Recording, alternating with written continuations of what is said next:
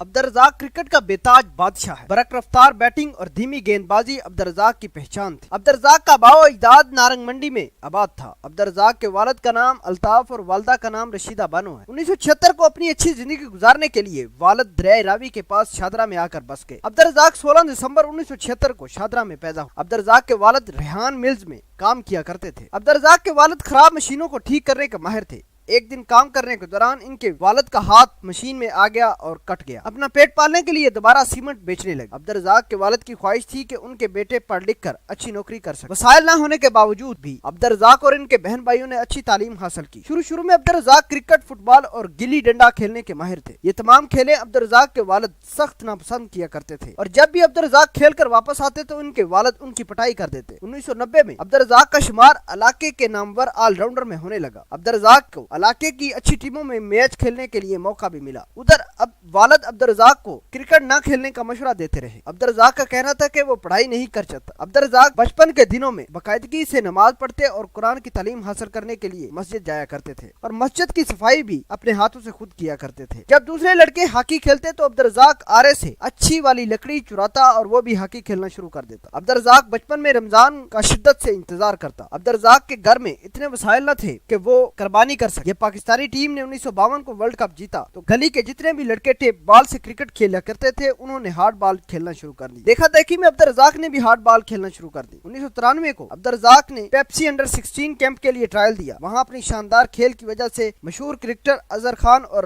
علی رضا کی توجہ کا باعث بنا۔ اس کے بعد انہوں نے عبدالرزاق کو P L I cricket club join کرنے کا مشورہ دیا۔ اس P L I cricket club Abdul Razzaq کی ملاقات اظہر زیدی سے ہوئی۔ اظہر زیدی نے کہا کہ اگر تم یوں ہی محنت کرتے رہے تو 3 سال کے اندر تم پاکستانی ٹیم میں کھیلنا شروع کر دو۔ 1996 میں پاکستان کرکٹ ٹیم کو ویسٹ انڈیز کے ٹور پر جانا تھا، اس لیے ٹیم کے لیے قذافی اسٹیڈیم لاہور میں ٹرائلز ہوئے۔ اظہر زیدی کے کہنے پر عبدالرزاق نے ٹرائل دیا اور اپنی شاندار کارکردگی کی بدولت اس میں منتخب ہو گئے۔ بیرون ملک بھی عبدالرزاق نے کمال کی شہرت پائی۔ 1 نومبر 1996 کو زمبابوے کی ٹیم پاکستان آئی تو عبدالرزاق کو قومی ٹیم میں کھیلنے کا موقع ملا۔ اس کے بعد عبدالرزاق نے کبھی بھی اپنی زندگی میں واپس مڑ کر نہ دیکھا۔ عبدالرزاق نے اپنی کارکردگی کی بدولت پوری دنیا میں اپنا لوہا منوایا۔ اسی دوران ہر لڑکی عبدالرزاق سے شادی کرنا چاہتی تھی۔ ایک لڑکی دبئی سے لاہور عبدالرزاق کے گھر آئی تو کہنے لگی کہ میں آپ کی بہت بڑی فین ہوں اور میں عبدالرزاق کو بے حد پسند کرتا، عبدالرزاق سے شادی کرنا چاہتی ہوں۔ گھر والوں نے اس لڑکی سے رشتہ طے کر۔ عبدالرزاق نے رشتے کی بات اپنے دوستوں سے شیئر کی۔ ایک دوست نے بتایا کہ یار یہ لڑکی دبئی کی نہیں بلکہ لاہور کی رہنے والی ہے اور یہ لڑکی آوارہ لڑکوں کے ساتھ سڑکوں پر گھومتی ہوئی دکھائی دیتی ہے۔ دوست نے بتایا کہ یہ وہ کہانی اپنی آنکھوں سے دیکھ سکتا ہے۔ عبدالرزاق نے جب یہ سارا ماجرا دیکھا تو اس نے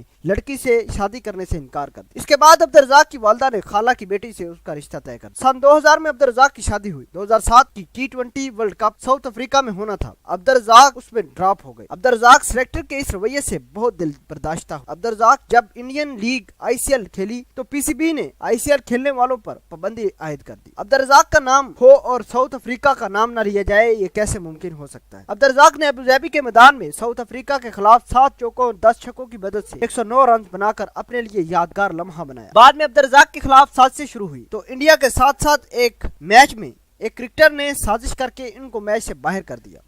اس بے سلوکی پر عبدالرزاق نے PCB کے بارے میں احتجاج کیا اور اس پر PCB نے 1 لاکھ کا جرمانہ عبدالرزاق پر عائد کر دیا۔ دنیا بھر کے ہر کھلاڑی عزت کے ساتھ کھیل کے میدان سے رخصت ہونا چاہتے ہیں۔ پاکستانی کرکٹ بورڈ کو بھی اپنے ہیروز کو عزت کے ساتھ رخصت کرنے کے طور طریقے سیکھنے چاہیے۔